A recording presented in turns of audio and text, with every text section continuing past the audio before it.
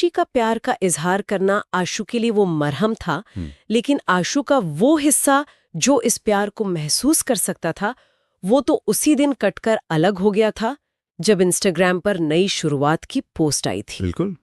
और ये एनालॉजी इस पूरी कहानी के सबसे गहरे सच को सामने लाती है। ये जो मंदिर के बाहर की मुलाकात है ना, ये असल में प्यार के बारे में है ही नहीं। तो फिर किस बारे में? ये गिल्ट बनाम ग्रीफ यानी अपराध बोध और शोक के बीच का टकराव है। इसे थोड़ा और डीप में समझाइए। गिल्ट बनाम ग्रीफ कैसे? देखिए, आशी अपनी नई जिंदगी शुरू करने जा रही है, लेकिन उसके सबकॉन्शियस माइंड में एक गिल्ट है, एक अपराध बोध है कि उसने किसी को पीछे छोड़ दिया है। वो पछतावा। हाँ, वो मंदिर में आशु का दुख बांटने नहीं आई है, बल्कि वो अपनी उस गिल्ट को आशु के कंधों पर डालकर खुद हल्का होना चाहती है। अच्छा, मतलब वो खुद को माफ करना चाहती है आशु के जरिए। एग्जैक्टली। वो चाहती है कि आशु उसे माफ कर दे ताकि वो बिना किसी बोझ के अपने नए सफर पर जा सके।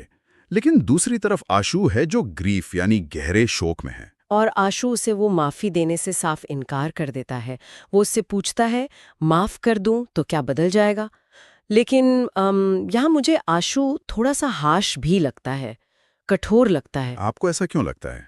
मतलब सामने एक लड़की रो रही है, अपनी गलती मान रही है, तो क्या उसे माफ करके बात खत्म नहीं कर देनी चाहिए थी? ये कठोरता नहीं है, ये अपनी बाउंड्री तय करना है। बाउंड्री? हाँ, आशु उसे झूठा दिलासा नहीं देता, क्योंकि वो जानता है कि असली दर्द क्या है। वो आशी को समझाता है कि असली दर्द किसी और से शादी करने का नहीं है, बल्कि इस बात का है कि आशी ने उसे समझने की कोशिश ही नहीं की। कहानी में वो कहता है कि तुमने मुझे वहां तोड़ा जहां मैं किसी को छूने भी नहीं देता था। अरे बाप रे, ये बहुत इंटेंस है ना? आशु ने अपने इमोशनल कवच को हटाकर आशी को अपनी आत्मा के सबसे नाजुक हिस्से तक पहुंचने दिया था। जब कोई आपको वहां चोट पहुंचाता है जहां आप सबसे कमजोर होते हैं, तो वो सिर्फ एक गलती नहीं होती, वो भरोसे की हत्या होती है। बिल्कुल। और इस हत्या के लिए कोई सस्ती माफी काम नहीं आ सकती। सच में ये डायलॉग बहुत भारी है, और इस कड़वे सच के बाद कहानी अपने सबसे इमोशनल और सिंबॉलिक हिस्से में एंटर करती है। वो अंगूठी वाला सीन। हाँ, आशी अपने बैग से एक छोटा सा डब्बा निकालती है। उसमें एक बहुत ही सिंपल और सस्ती सी चांदी की अंगूठी थी, जो उसने कभी आशु के लिए खरीदी थी। अगर हम इसको एक बड़े दायरे में रखकर देखें तो उस अंगूठी का साधारण और सस्ता होना ही उसकी सबसे बड़ी ताकत है। वो कैसे?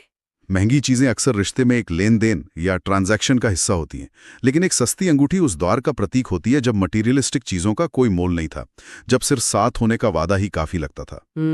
वो इनोसेंस वाला फेज। बिल्कुल। वो अंगूठी उस भविष्य की निशानी थी जो कभी आ ही नहीं सका। आशु उस अंगूठी को देखता है और फिर उसे वापस आशी की हथेली पर रख देता है और कहता है, कुछ चीजें यादों में ज्यादा खूबसूरत लगती हैं, हकीकत में नहीं। बहुत गहरी बात। और फिर वो उन दोनों के गले लगने का आखिरी पल होता है। आशु कहता है कि कुछ मोहब्बतें मिलकर नहीं, छूट कर ही पूरी होती हैं। लेकिन यहाँ मुझे इस कहानी का सबसे बड़ा कॉन्ट्रडिक्शन यानी विरोधाभास नजर आता है। कैसा विरोधाभास? देखिए, आशु ने बड़ी समझदारी से वो अंगूठी वापस कर दी, जिसका सीधा मतलब था कि उसने रियलिटी को एक्सेप्ट कर लिया है ना? हाँ, बिल्कुल। लेकिन जब आशी वहां से मुड़कर जाती है तो वो जाते जाते बिना कुछ कहे वो चांदी की अंगूठी आशु की मुट्ठी में छोड़ जाती है। और रात में जब आशु घर लौटता है तो वो उस अंगूठी को फेंकता नहीं है, वो उसे अपनी हथेली में रखता है। उस पर उसके आंसू गिरते हैं और वो नोट्स ऐप में एक आखिरी लाइन जोड़ता है। तो मेरा सवाल ये है कि अगर उसने मूव ऑन कर लिया था तो उसने उस अंगूठी को पास क्यों रखा? क्या वो खुद से झूठ नहीं बोल रहा है? एक बहुत ही पैनी नजर है आपकी। सरफेस लेवल पर देखने से ये कॉन्ट्रडिक्शन लग सकता है, लेकिन साइकोलॉजिकल पॉइंट ऑफ व्यू से ये एक बहुत बड़ा शिफ्ट है। शिफ्ट? कैसा शिफ्ट? जब आशु ने अंगूठी वापस की थी तब वो एक वादे को ठुकरा रहा था। वो ये कह रहा था कि मैं अब तुम्हारे साथ फ्यूचर के किसी वादे का बोझ नहीं उठाऊंगा। अच्छा। लेकिन जब आशी उसे जबरदस्ती उसकी मुट्ठी में छोड़ जाती है तो वो अंगूठी अब भविष्य का वादा नहीं रह जाती, वो एक स्मृति या मेमोरी बन जाती है। आशु का उसे पास रख लेना और उस पर रोना असल में कॉग्निटिव डिसोनेंस के खत्म होने का प्रतीक है। मतलब अब उसके दिमाग में कोई कंफ्यूजन या कॉन्फ्लिक्ट नहीं है? बिल्कुल नहीं। वो एक्सेप्ट कर रहा है कि ये दर्द, ये याद अब उसकी जिंदगी का हिस्सा है।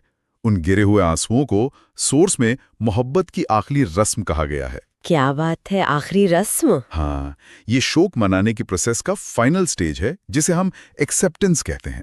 आशु का अपनी नोट्स ऐप में वो आखिरी लाइन जोड़ना कि कुछ मोहब्बतें सच में मरती नहीं, बस किसी और की मांग में छुप जाती हैं। ये दिखाता है कि उसने प्यार को किसी पर कब्जा करने के विचार से आजाद कर दिया है। ये तो प्यार की एक पूरी तरह से नई डेफिनेशन है। मतलब हम हमेशा फिल्मों में देखते हैं ना कि प्यार का मतलब है हर हाल में साथ रहना, लड़कर या दुनिया से बगावत करके अपने प्यार को पाना। हाँ, टिपिकल बॉलीवुड स्टाइल। एग्जैक्टली। लेकिन इस कहानी ने दिखाया है कि कभी-कभी प्यार का सबसे सच्चा रूप यही होता है कि आप टूट कर भी उस इंसान को जाने दें, उसकी खुशी के लिए। यही लेटिंग गो की असली कीमत है। आशु ने कोई तमाशा नहीं किया, कोई बदला नहीं लिया, उसने बस उस दर्द को अपने अंदर समेट लिया।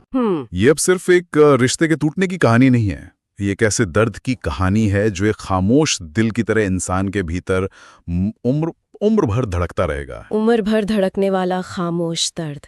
सच में अगर हम इस पूरे सफर को एक बार जोड़ कर देखें तो ये सिर्फ एक इंस्टाग्राम नोटिफिकेशन से शुरू हुई तबाही नहीं थी। बिल्कुल नहीं। ये एक जर्नी थी उस न भेजी गई चिट्ठी के जरिए अपने दर्द को एक आकार देने की, मंदिर के बाहर उस अधूरी मुलाकात में माफी के इल्यूजन को तोड़ने की, और एंड में मुट्ठी में बंद एक सस्ते सी चांदी की अंगूठी के साथ उस रियलिटी को एक्सेप्ट करने की। और ये जर्नी ये भी साबित करती है कि कई बार इंसान बाहर से कितना भी नॉर्मल क्यों ना दिखे, वो अंदर एक ऐसी लड़ाई लड़ रहा होता है जिसके बारे में दुनिया को कुछ भी पता नहीं होता। सच में ये एनालिसिस इमोशंस को एक बिल्कुल नए चश्मे से देखने पर मजबूर कर देता है।